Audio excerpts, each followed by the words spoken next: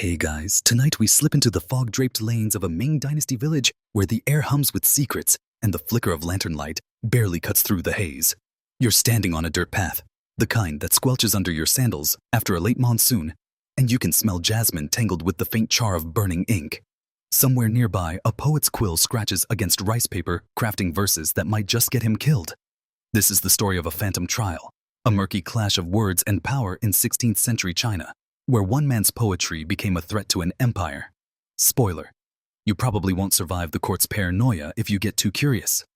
So before you get comfortable, take a moment to like the video and subscribe, but only if you genuinely enjoy what I do here. Drop a comment with your location and local time. I'm curious where you're drifting off from tonight. Now dim the lights, maybe turn on a fan for that soft background hum, and let's ease into tonight's journey together. You're in a village called Qingshui, nestled in the rolling hills of Jiangsu, where the Ming Dynasty's grip feels both distant and suffocating. It's around 1560, give or take a decade. Dates get fuzzy when scribes are more interested in poetry than ledgers. The village is small, maybe 200 souls, all of them tethered to the rhythm of rice paddies and silkworm looms. But there's a buzz tonight, a nervous energy rippling through the tea stalls and bamboo porches. You hear it in the clink of clay cups, the hurried whispers of merchants, the way mothers shush their kids a little too sharply. They're talking about him, the poet Wei Lun, a local nobody who somehow caught the eye of the imperial court. His name floats like a ghost, half revered, half cursed. Wei Lun isn't what you'd expect. No flowing beard or sage-like aura. He's just a wiry man in his 30s, with ink-stained fingers and a habit of staring at the moon too long. You spot him now, hunched in a corner of the village's only tavern, a ramshackle place with a roof that leaks when the wind's feeling spiteful. He's scribbling on a scrap of paper, his brush darting like a nervous sparrow. The other patrons give him space partly out of respect, partly because nobody wants to be associated with a man whose words might land him in a dungeon. You edge closer, catching fragments of his muttering something about rivers bending under starlight, about shadows outlasting kings. It's beautiful, sure, but it's also dangerous. The Ming court doesn't take kindly to metaphors that smell even faintly of dissent. Let's talk about that court for a second. The Ming Dynasty at this point is a sprawling machine of bureaucracy and suspicion ruled by the Jiajing Emperor. A man so paranoid he spends half his time chasing immortality elixirs and the other half sniffing out traitors. Fun fact, the emperor once executed a dozen officials because a comet streaked across the sky, which he took as a personal insult from the heavens. That's the kind of world Wei Lun's living in, where a misplaced adjective could be a death sentence.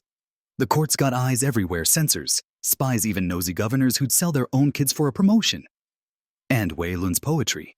It's not exactly waving a rebel flag, but it's got this slippery quality full of images that could mean nothing or everything. A line about a crumbling jade throne might just be about aesthetics, or it might be a middle finger to the emperor. Nobody's sure, and that's the problem. You lean in, pretending to sip a cup of lukewarm rice wine, and catch a glimpse of Wei Lun's latest work. It's a poem called The Lantern's Dead, and it's got lines like, "The flame bows to no chain, yet burns itself to ash." You're no scholar, but even you can feel the weight of it, the way it dances around ideas of freedom and sacrifice, without ever saying them outright. An old man at the next table mutters that Wei Lun's been reading too much Li Bai, the Tang Dynasty poet, who got away with being a drunk genius. But Li Bai didn't have to deal with Ming censors, who are about as forgiving as a scorpion with a grudge. Joke number one, if Wei Lun's poems were a dish, they'd be spicy enough to get the whole kitchen arrested. Here's an odd detail most histories skip. Wei Lun doesn't just write on paper. He's been known to carve tiny verses into bamboo slats, then hide them in the hollows of willow trees around Qingshui. Kids find them, sometimes thinking they're charms, and their parents panic burning the slats before anyone official catches wind. It's like Wei Lun's playing a game with fate, scattering his words where they might outlive him. Some believe he's just eccentric, a dreamer lost in his own metaphors. Others argue he's deliberately planting seeds of rebellion, knowing the court can't burn every tree in Jiangsu. You're not sure what to think, but the idea of those hidden poems tucked away like secrets in the bark makes the village feel alive with ghosts. You step outside the tavern, the night air cool against your face. The village is quiet now, save for the distant croak of frogs and the rustle of leaves. You can see the path leading up to Wei Lun's hut, a lonely speck of light against the hillside. He's still writing, you bet, oblivious to the storm gathering over him. The court's already got its claws out. Word is a censor named Zhang Wei. A man with a smile like a knife has been sniffing around Qingshui for weeks.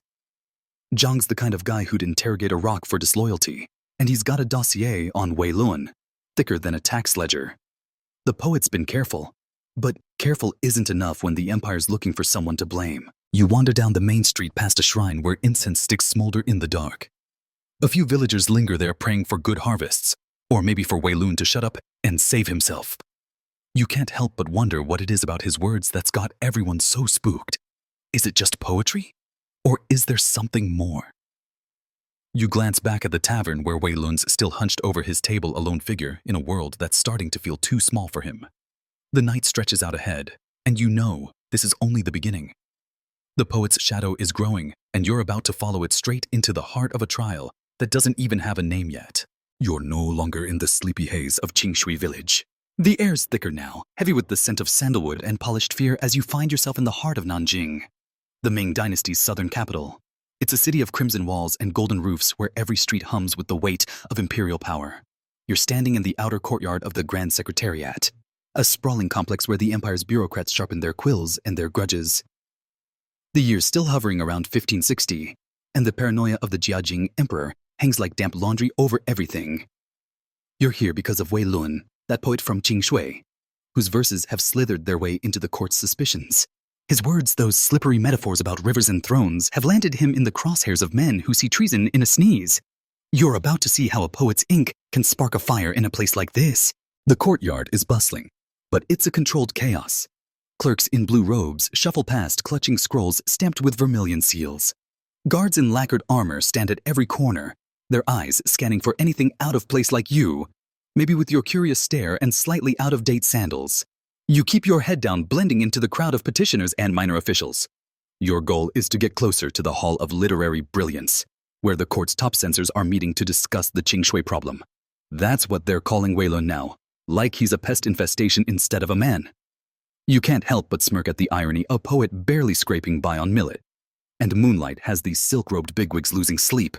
You slip through a side gate past a pair of stone lions that look like they're judging your life choices.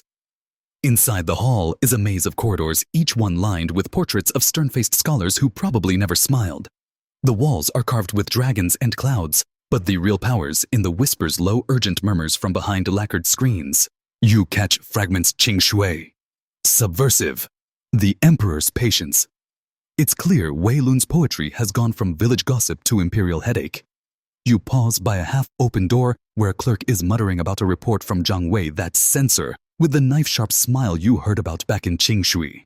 Zhang's been busy compiling every scrap of Wei Lun's work he can find, from tavern scribbles to those bamboo-carved verses hidden in trees. Here's a mainstream fact to anchor you: the Ming Dynasty's censorship system, known as the Jianyu, was a beast. It wasn't just about banning books, it was about controlling thought itself. Censors like Zhang Wei had the power to seize texts, interrogate writers, and even rewrite history if it suited the emperor's mood. By the 1560s, the Jiajing emperor's obsession with loyalty had turned the Jianyu into a paranoia-fueled machine, sniffing out dissent in everything from tax records to love poems. Wei Lun's work, with its vague talk of shadows outlasting kings, is exactly the kind of thing that sets off alarms. It doesn't help that the emperor's been in a foul mood since his last alchemist blew up a palace wing trying to brew immortality. You edge closer to the meeting chamber, where the air feels like it's holding its breath. Through a gap in the screen, you see Zhang Wei himself, lean and sharp as a heron, presenting his case to a panel of officials. He's holding a scroll, one of Wei Lun's "You're Sure," and reading lines with a sneer that could curdle milk. The flame bows to no chain, he quotes, pausing for effect. The officials shift uncomfortably, their fans fluttering like nervous moths. Zhang argues the poem's a coded call to rebellion, a slap at the emperor's divine mandate. You want to roll your eyes, flames and chains really. But the room's tension is no joke. One official, a pudgy man with a beard like a tangled shrub, suggests it's just art, not politics. Zhang shuts him down with a look that says, enjoy your demotion. Now for an overlooked detail. Zhang Wei's not just after Wei Lun because of the poems. There's a personal angle buried in the kind of petty drama that history books ignore. Zhang's younger brother, a failed scholar, tried to befriend Wei Lun years ago, hoping to ride his coattails to literary fame. Wei Lun, blunt as ever, called the brother's poetry a donkey's bray in ink. The insult stuck, and Zhang's been nursing a grudge ever since. It's not the main reason for this witch hunt, Zhang's too professional for that, but it adds a certain glee to his pursuit. You can see it in the way he grips the scroll like he's strangling Wei Lun's words with his bare hands. Joke number 1. If grudges were currency, Zhang could buy half of Nanjing. You linger by the screen, catching the scholarly shrug that always crops up in these debates. Some officials believe Wei Lun's poetry is harmless, just a villager's musings dressed up in fancy metaphors. Others argue it's a deliberate jab at the dynasty meant to inspire unrest among the literate. The truth, nobody knows, not even Zhang, though he'd rather choke on his own fan than admit it. The poet's refusal to explain his work only fuels the fire. You can almost hear Wei Lun's voice back in that Qingshui tavern, muttering about starlight and rivers, while the court twists his words into knots. It's absurd, but absurdity's the fuel of this place where a single line of verse can outweigh a man's life. You slip back into the corridor, your heart thudding a little too loud. The meeting's wrapping up, and Zhang's pushing for a formal investigation. That means Wei Lun's days of scribbling in peace are numbered. You can picture him now back in Qingshui, oblivious to the storm rolling his way. Or maybe he's not oblivious. Maybe he's writing another poem, something about lanterns or shadows, knowing full well it'll be his last. You pass a window overlooking Nanjing's rooftops where the city sprawls under a sky the color of bruised plums. The court's suspicion is a living thing coiling tighter with every whispered report. You're not sure how Wei Lun's going to survive this, but you're already itching to follow the thread back to him.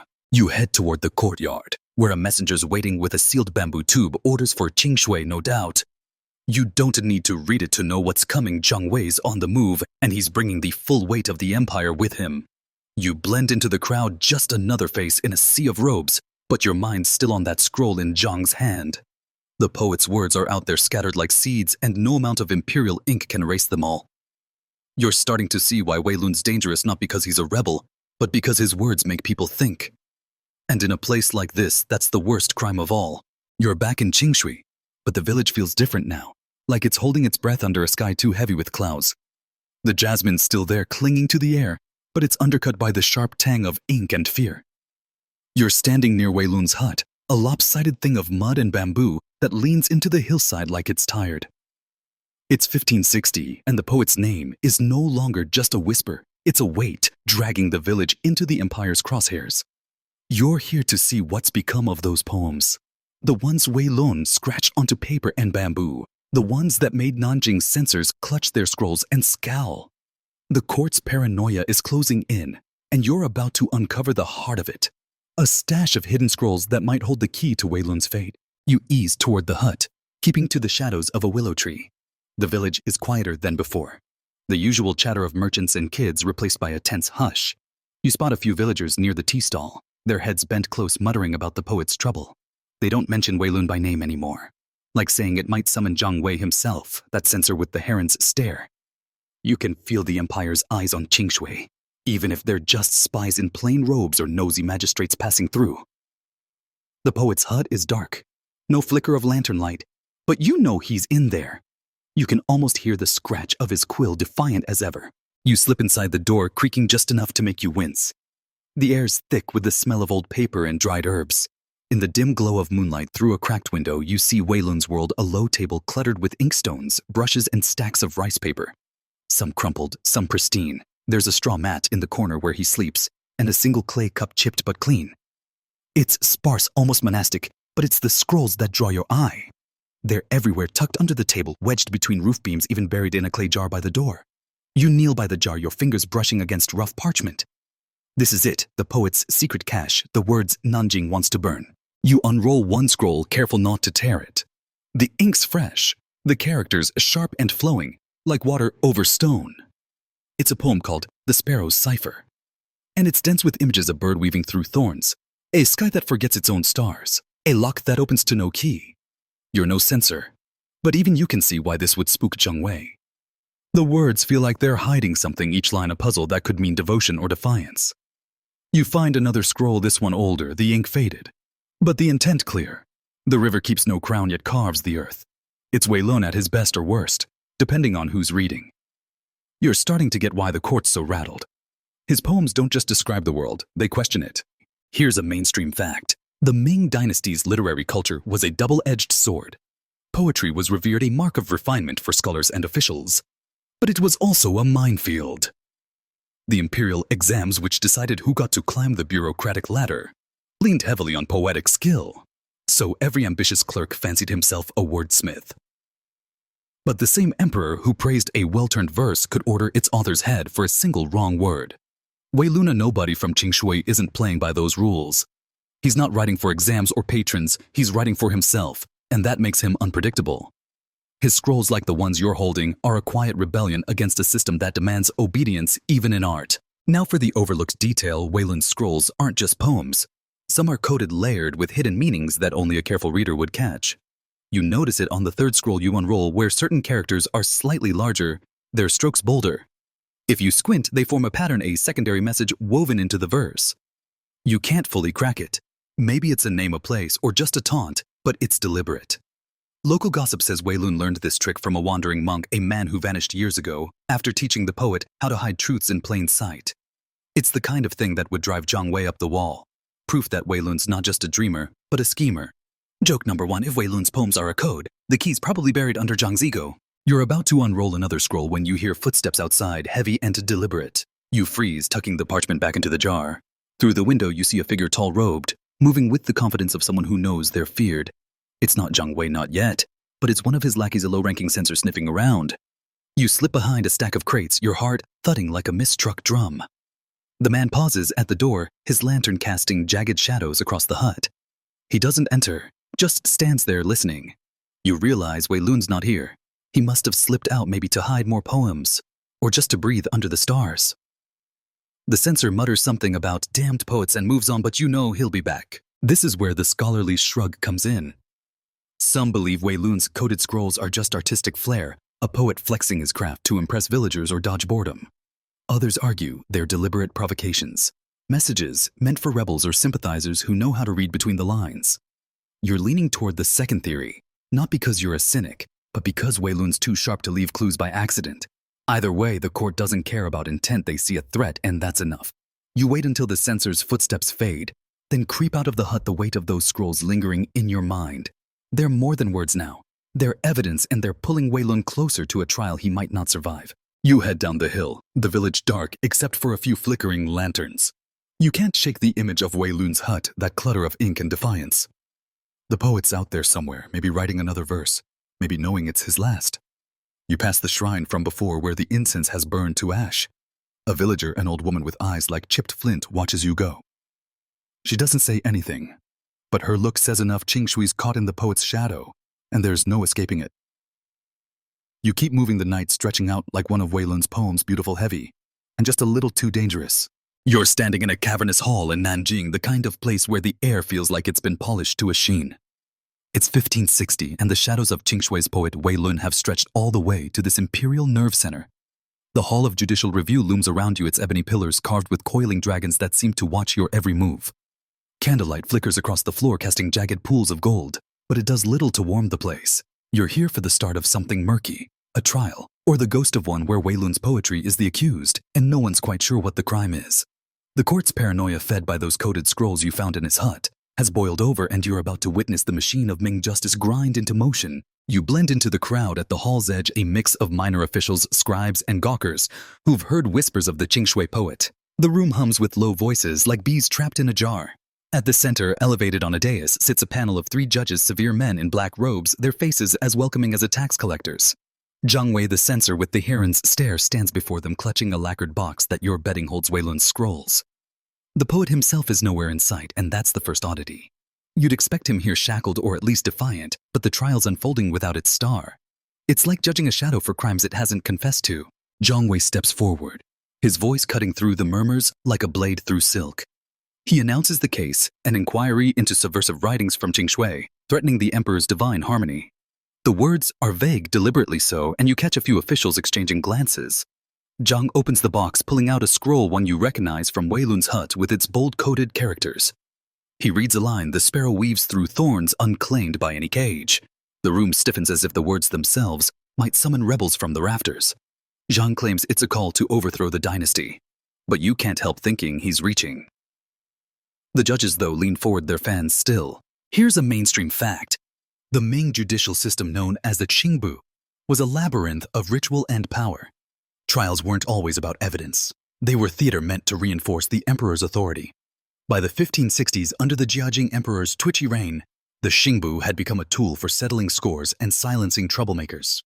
Poets like Wei Lun were easy targets. Their words could be twisted to fit any narrative, and their lack of political clout made them disposable. This trial, if you can call it that, isn't about finding truth. It's about proving the court's control. You can feel it in the way Zhang paces, his every gesture calculated to impress the judges. You shift your weight, trying not to draw attention. The hall's crowded, but there's a chill in the air, like the ghost of Wei Lun's poems is lingering. You notice an overlooked detail: the trial's records stacked on a side table are incomplete. Scribes are scribbling furiously, but some of Wei Lun's scrolls are missing from the evidence pile. You saw more in his hut, dozens maybe yet. Zhang's only presenting a handful. Either he's cherry-picking the most damning ones, or someone's tampered with the rest. It's a small thing, but it gnaws at you. Maybe Wei Lun's got allies, or maybe the village hid some scrolls before Zhang's men could raid.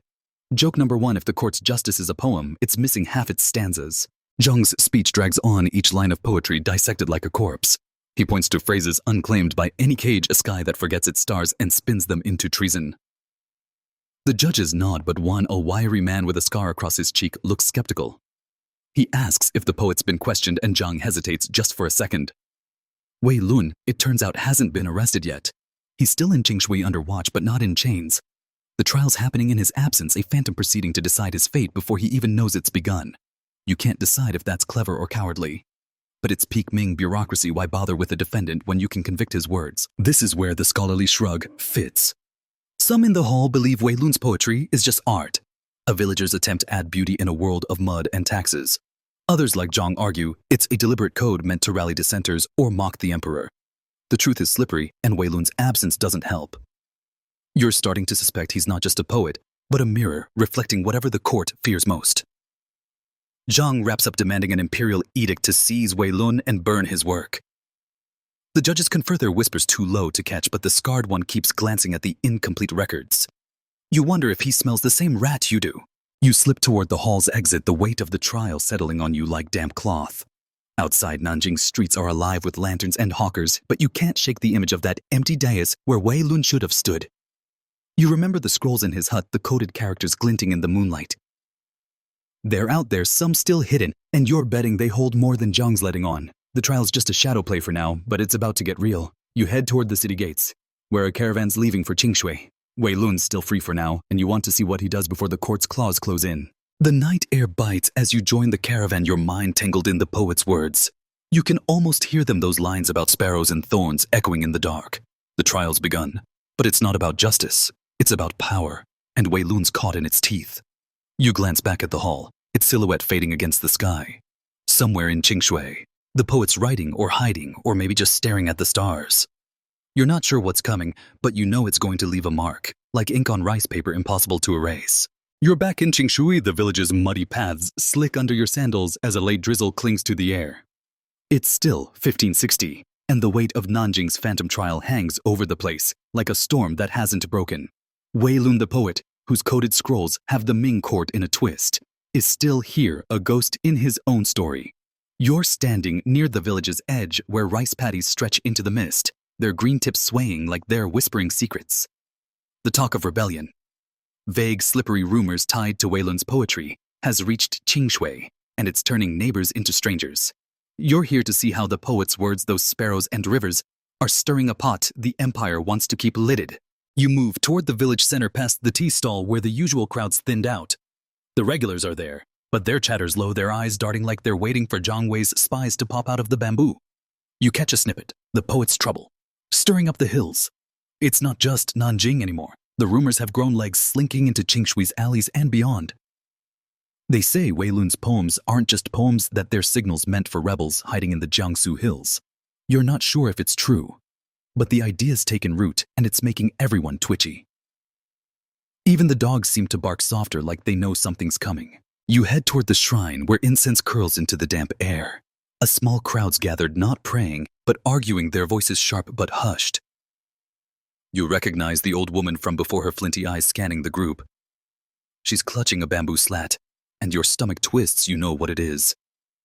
One of Wei Lun's hidden poems, carved and tucked into a tree, now in her hands. She's saying it's proof he's trouble, that his words are calling bandits down from the hills. A younger man, a potter with clay still under his nails, snaps back that it's just poetry, not a battle cry. The crowd split, and you can feel the village cracking under the strain. Wei Lun's not even here, but his shadow's tearing Qingshui apart. Here's a mainstream fact. The Ming Dynasty faced constant low-grade rebellion, especially in the 16th century. Bandits disgruntled peasants, and even rogue scholars formed loose bands in places like Jiangsu raiding tax caravans or stirring up trouble. The Jiajing emperor's heavy taxes and obsession with alchemical nonsense didn't help pushing people to the edge. Wei Lun's poems with their talk of rivers carving the earth and sparrows unclaimed by cages could easily be read as rebel bait, even if he's just a dreamer. The court's not wrong to worry words have sparked uprisings before. But pinning it all on one poet feels like swatting a fly with a warhammer. You slip away from the shrine heading toward Wei Lun's hut. You're hoping to find him, maybe catch him writing or hiding another scroll. But the place is empty. The door's ajar, and inside the clutter's the same inkstones, crumpled paper, that chipped clay cup. But the jar where you found his scrolls is gone, either hidden or stolen. You kneel by the table, spotting a fresh sheet of poetry half finished. The wind carries no flag yet moves the pines. It's classic Wei Lun, vague enough to be art, sharp enough to cut. You're starting to wonder if he's doing this on purpose, tossing out lines that could mean anything to anyone. Joke number 1, if Wei Lun's a rebel, his battle plan's just a really good metaphor. Here's the overlooked detail. The rumors about rebels aren't baseless, but they're not quite what the court thinks. There's a group in the hills, a ragtag mix of deserters and farmers, but they're not reading Wei Lun's poetry for marching orders. They're using his name, though, passing it around like a talisman. A villager you overheard at the tea stall let slip that some bandits claim Wei Lun's blessing, saying his verses prove the emperor's lost the heavens' favor. It's nonsense, probably, but it's turning the poet into a symbol he never asked to be. You can imagine Zhang Wei's sneer. If he heard this, his poet problem just got a whole lot messier. You step outside the mist curling around your ankles. The village feels like it's shrinking, pressed in by the weight of those rumors. You spot a figure in the distance moving fast along the paddy path. Wei Lun, you're sure his wiry frame unmistakable. He's not running, but he's not strolling either, heading toward the hills. You follow, keeping your distance, the mud sucking at your sandals. The scholarly shrug fits here. Some say Wei Lun's just a poet lost in his own head, unaware of the chaos his words are causing. Others argue he's in on it, slipping coded messages to the hill rebels through his bamboo slats.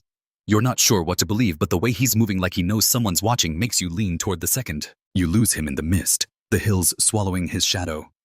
You're left standing by a gnarled willow, its branches drooping like they're tired of the whole mess.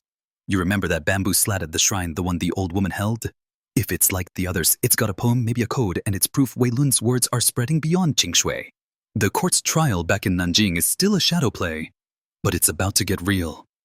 Zhang Wei's coming, and he's not bringing poetry critiques. You turn back toward the village, the night settling heavy. Wei Lun's out there writing or hiding, and Qingshui's caught in the middle, a spark waiting for a flame. You're still in Qingshui, but the village feels like it's unraveling, its edges frayed by whispers and the damp weight of a Jiangsu night. It's 1560, and the mist clings to your skin as you stand near the paddy fields, where the air smells of wet earth and fading jasmine. Wei Lun, the poet, whose coded verses have Nanjing's court in a chokehold, is a ghost, again slipping into the hills last you saw. The rumors of rebellion tied to his name are growing, and now Zhang Wei, that censor with the heron's stare, is closing in. You're here to follow his trail, to see how a man who hunts words with the zeal of a falcon hunts a poet whose only weapon is ink. You head toward the village's main path, where a small crowd has gathered near the tea stall, their lanterns casting jittery shadows.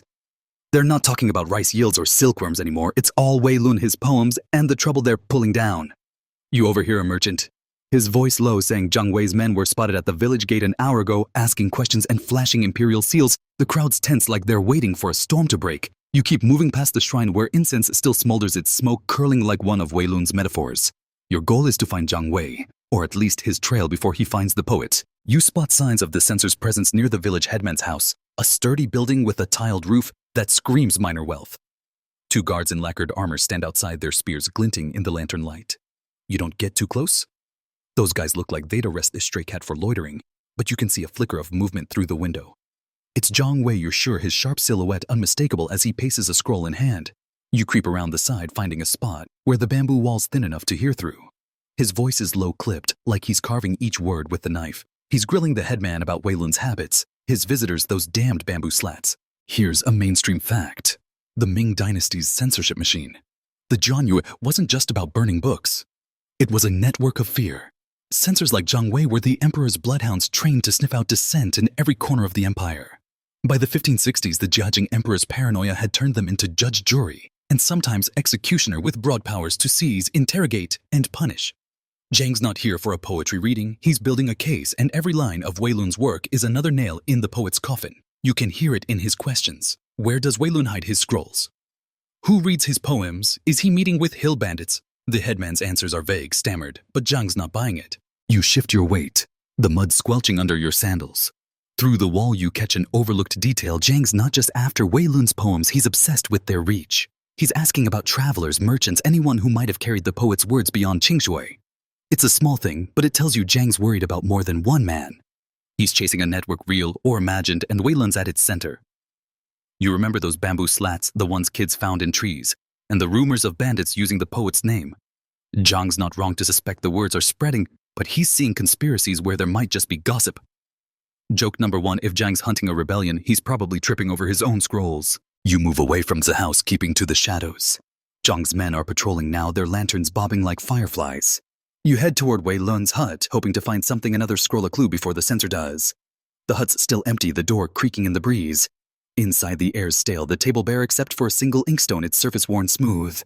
The jar of scrolls is still gone, and you're starting to think Wei Lun moved it himself, maybe to the hills. You kneel by the straw mat, noticing a scrap of paper tucked under it. It's not a poem, just a list, names, places, dates. It's cryptic, but it could be a key to those coded scrolls you saw before. You pocket it, your pulse quickening. Zhang would kill for this. The scholarly shrug comes up now. Some say Wei Lun's just a poet, his coded verses a quirk of style, not a rebel's playbook. Others like Zhang argue he's orchestrating something bigger, using his poems to signal dissenters across Jiangsu. You're torn, the list in your pocket feels like evidence, but it could just be a poet's scribbles, not a manifesto. Either way, Zhang's not here for nuance. You hear boots outside, heavy and close. You slip out the back, barely avoiding a patrol. They're tearing through the hut now, tossing papers, cursing Wei Lun's name. You're betting they won't find much. He's too clever for that. But Zhang's not the type to leave empty-handed. You retreat to the paddy fields, the mist swallowing you whole. The village is a trap now, with Zhang's men at every corner. You can still hear his voice in your head, sharp and relentless, dissecting Wei Lun's words like they're a disease. You think of the poet out in the hills, maybe writing another verse about winds or sparrows. He's still free, but the net's tightening.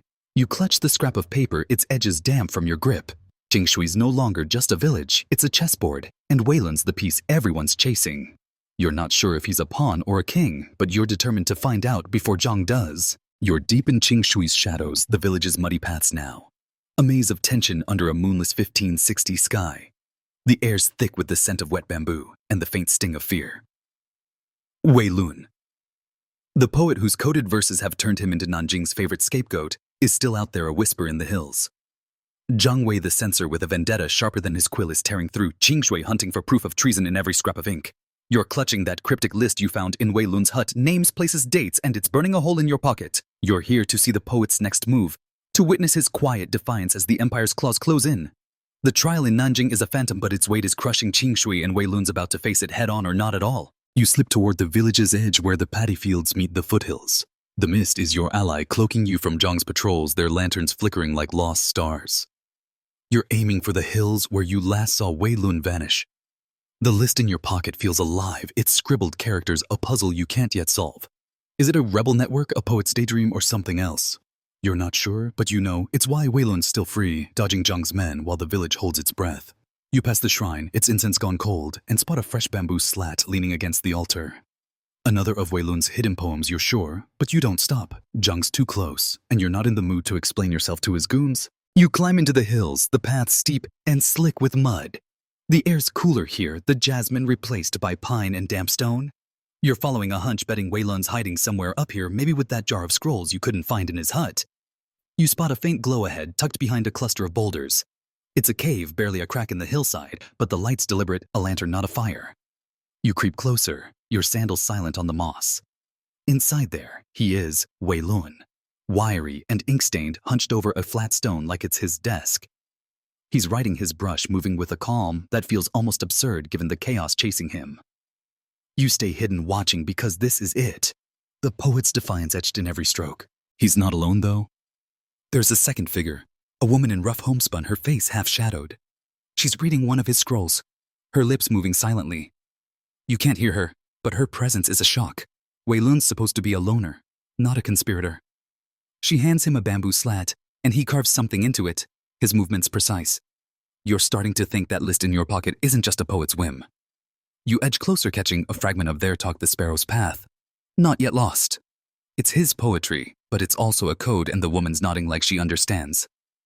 You're not sure if they're rebels or just dreamers, but Zhang Wei wouldn't care. He'd have them both in chains. Here's a mainstream fact: the Ming Dynasty's control relied on fear, but it wasn't infallible.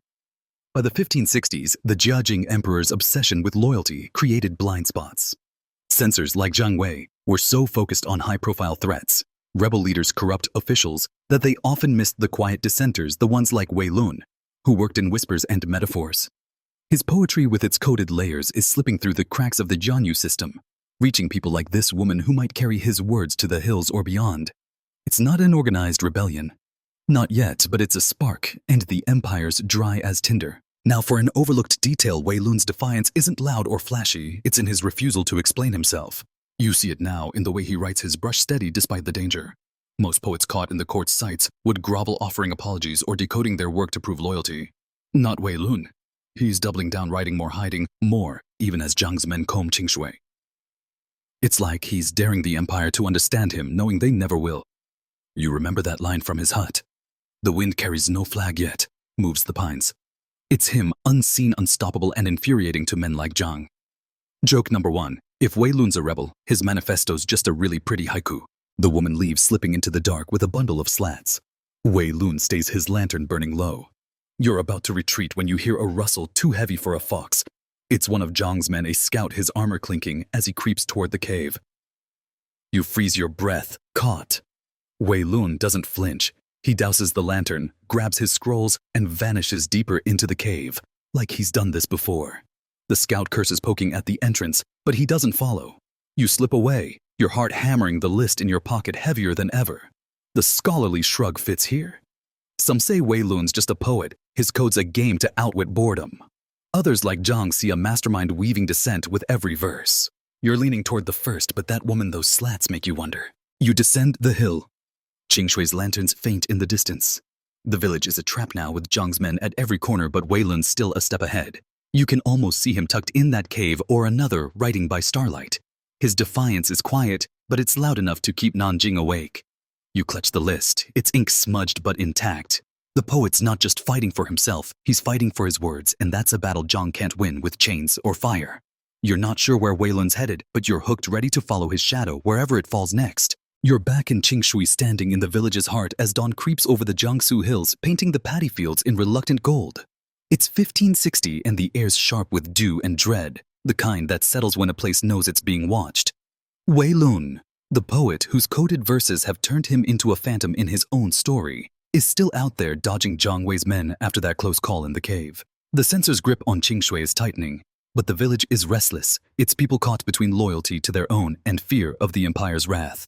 You're here to mingle with the crowd, to feel the pulse of a community teetering on the edge of Wei Lun's shadow as his trial looms like a storm in Nanjing. You're near the tea stall, its bamboo awning sagging under last night's rain. The usual faces are here: merchants, farmers, the old woman with flinty eyes.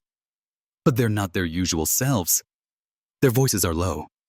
Their gestures, clipped like they're afraid the wind might carry their words to Zhang Wei. You lean against a post, pretending to sip a clay cup of lukewarm tea, and listen. The talk's all about the poet, his disappearance into the hills, the bamboo slats still turning up in trees, the rumors of rebels chanting his verses. A potter, his hands still dusted with clay, mutters that Wei Lun's a fool bringing trouble to Qingshui. A younger woman braiding her hair snaps that he's a hero, giving voice to what they all feel. The crowd's a tangle of fear and pride, and you're right in the middle. You move toward the market square where a small knot of villagers has gathered around a traveling peddler. He's selling cheap trinkets, brass bells, dyed cloth, but his real trade is gossip. He's spinning a tale about Wei Lun, claiming the poet's been seen in 3 villages at once like some ink-stained spirit. The crowd eats it up, some nodding, others scoffing. You catch a glimpse of one of Zhang's men, a burly guard with a scar across his knuckles lingering at the edge. He's not buying trinkets. He's watching, his eyes flicking from face to face. You pull your hood lower, remembering the list in your pocket, those names, places, dates from Wei Lun's hut. If the guard catches you with it, you're done. Here's a mainstream fact. The Ming Dynasty's rural communities like Qingshui were tightly knit but fragile.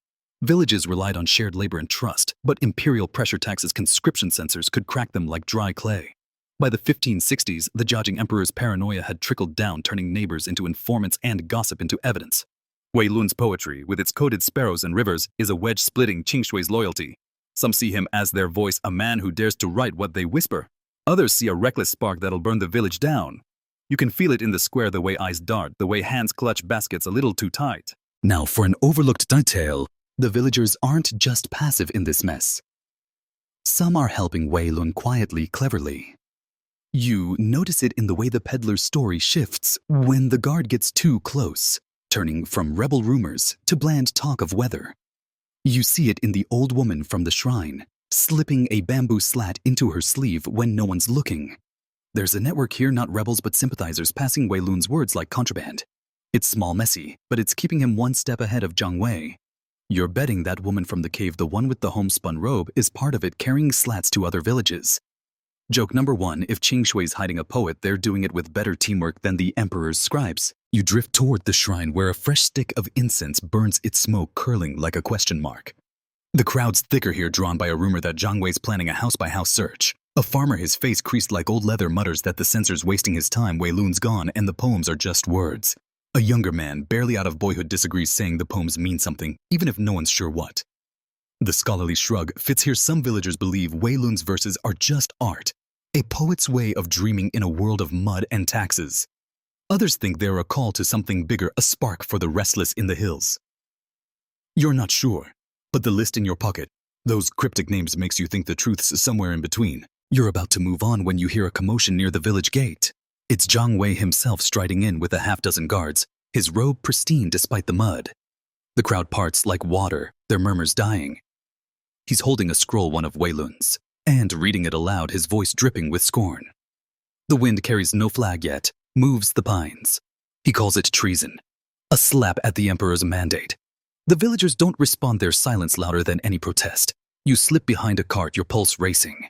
Zhang's eyes scan the crowd, and for a moment, you swear they lock on you. You're just another face, but that list in your pocket feels like a brand.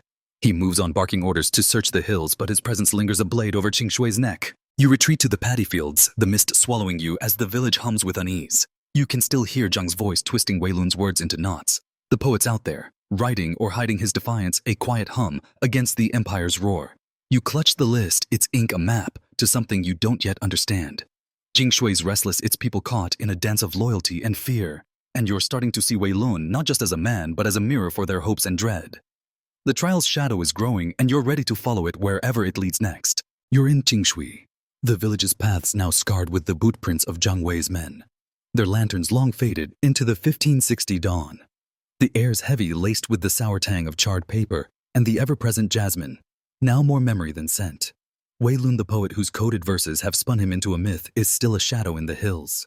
His defiance a whisper against the empire's fist. Zhang Wei, the censor with a grudge as sharp as his stare, has turned Qing Shui into a chessboard, and last night's search ended with a bonfire. Wei Lun's scrolls, or some of them reduced to ash in the village square. You're here to witness the aftermath, to see what's left when a poet's words are burned, and how the truth slips through the cracks like smoke. You stand near the market square, where the ashes of the fire still smolder, a black smear against the packed earth. The crowd's thin, just a few villagers poking at the debris with sticks, their faces unreadable. You spot the potter from before, his clay-dusted hands clenched, and the old woman with flinty eyes, her expression a mix of scorn and grief. The fire was Zhang Wei's doing, a public warning after his men raided Wei Lun's hut and found a handful of scrolls, not the jar you saw, but enough to make a show. You can still picture him standing in the square last night, holding a scroll aloft as flames licked the edges, declaring the poet's words a poison to the emperor's harmony. The villagers watched in silence, their loyalty to Wei Lun warring with fear of the censor's next move. You move closer, kicking at a charred scrap. It's a fragment of poetry, half-burnt but legible, the sparrow's wing. No chain. It's Wei Lun's, no question, and it's proof Zhang didn't get everything. You pocket it, your fingers smudged with ash, and glance around. The villagers are pretending not to notice, but you catch a nod from a young woman selling radishes, her eyes sharp. She's part of it. You're sure the quiet network hiding Wei Lun's work, like that woman in the cave with the homespun robe. The list in your pocket, those names and dates from the hut, feels heavier now. A map to whatever's left of the poet's legacy. You're starting to see Qing Shui not as a victim, but a player in this game, guarding its own against the empire's torch. Here's a mainstream fact. The Ming Dynasty's censors didn't just suppress dissent, they erased it. Book burnings like the one in Qingshui were common under the Jiajing Emperor, especially in the 1560s when his paranoia peaked. Poetry, histories, even Buddhist texts, anything that hinted at disloyalty was fair game. Wei Lun's scrolls with their coded talk of sparrows and rivers are exactly the kind of fuel the Jianyu loved to burn. But the empire's problem was scale words spread faster than flames, especially in villages like Qingshui, where loyalty to a local son could outweigh fear of Nanjing. Zhang Wei's fire was meant to kill Wei Lun's voice, but it's only made the poet's shadow loom larger. Now, for an overlooked detail, the burning wasn't as thorough as Zhang thinks. You overhear a merchant at the tea stall, his voice barely a whisper, saying some villagers snatched scrolls from the pile before the flames took hold. They're hidden now, maybe in rice barrels or under floorboards passed between trusted hands. It's not organized rebellion, just stubborn pride. Qingshui's way of saying Wei Lun's theirs, not the empire's. You remember the bamboo slats still turning up in trees, and the woman in the cave carving them with Wei Lun. The poet's words are like weeds cropping up no matter how many times Zhang swings his scythe. Joke number one, if Zhang wants to burn every poem, he'll need a bigger bonfire and better aim. You drift toward the shrine, where a fresh stick of incense burns its smoke, curling like a ghost of Wei Lun's verses. A small crowd's gathered, not praying but murmuring their voices, a low hum of defiance and doubt. The potters there arguing that the fire's a sign to let Wei Lun go to stop shielding a man who's brought nothing but trouble. The radish seller counters that the poems matter, that they're Qingshui's heart, not just the poet's. The scholarly shrug fits here. Some villagers believe Wei Lun's work is just art, a fleeting beauty worth saving. Others see it as a spark dangerous but vital, meant to outlast the emperor's wrath. You're leaning toward the second, not because you're a romantic, but because that charred fragment in your pocket feels like it's still breathing. You're about to head for the hills, hoping to track Wei Lun, when you hear boots, Zhang's men back for another sweep. They're at the village gate questioning a traveler, their spears glinting in the morning light. You slip behind a cart, your heart thudding. The list and the poem fragment in your pocket are enough to land you in a Nanjing dungeon, and you're not keen on testing Zhang's mercy. The villagers scatter, their murmurs fading, but you catch the radish seller's eye again.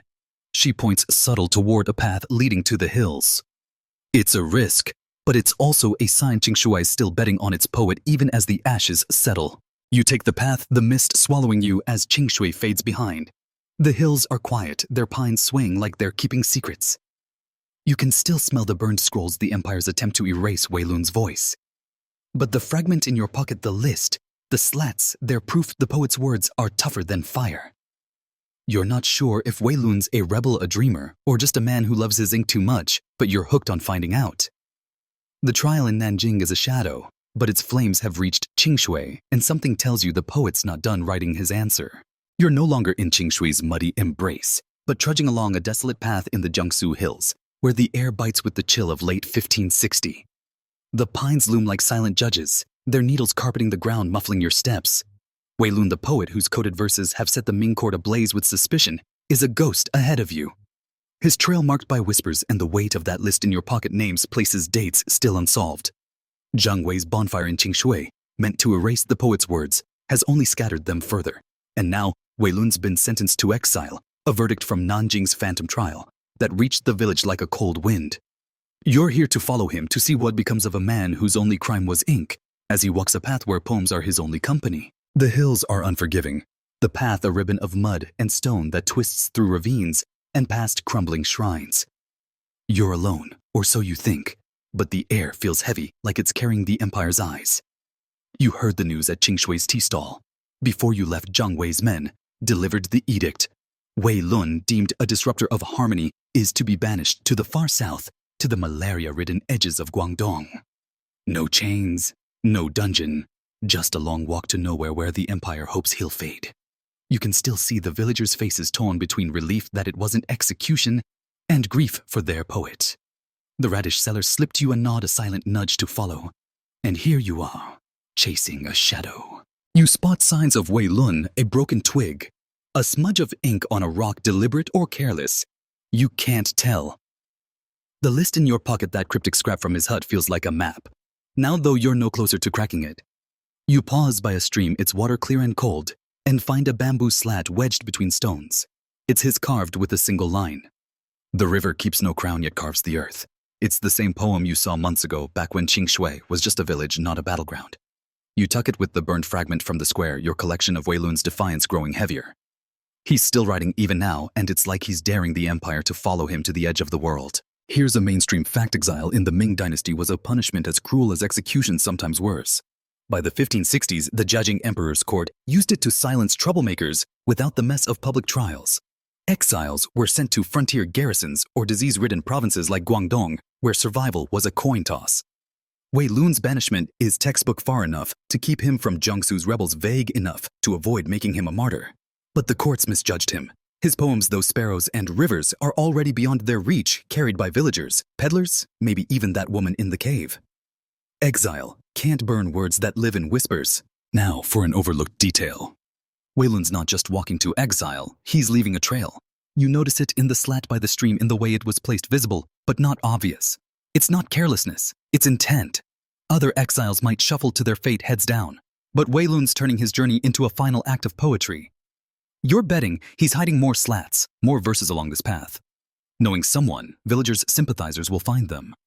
It's his way of outlasting Zhang Wei, whose bonfire couldn't kill his voice. You can almost hear the censors sneer, realizing too late that exile's just given Wei Lun a bigger canvas. Joke number 1. If Wei Lun's a criminal, his sentence is just a really long writer's retreat. You keep moving the path steeper, now the hills closing in. The silence is oppressive, broken only by the stream's murmur and your own breath. You're starting to feel the weight of Wei Lun's exile, not just as a punishment, but as a story. You remember Qing Shui's restless crowd, the radish seller's nod, the old woman's flinty stare. They're still with him in their way, hiding his scrolls, passing his slats. The scholarly shrug fits here. Some say Wei Lun's just a poet, his coded verses a quirk of a restless mind lost to exile's void. Others argue he's a spark, his words a flame that'll burn long after he's gone. You're leaning toward the second, not because you're sentimental, but because that slat by the stream feels like a promise.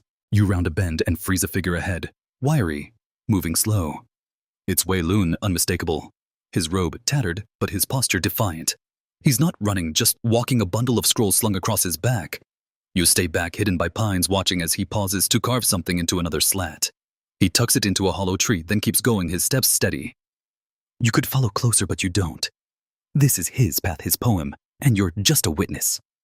The Empire's won its hollow victory, but Wei Lun's still writing and Qing Shui's still whispering his name.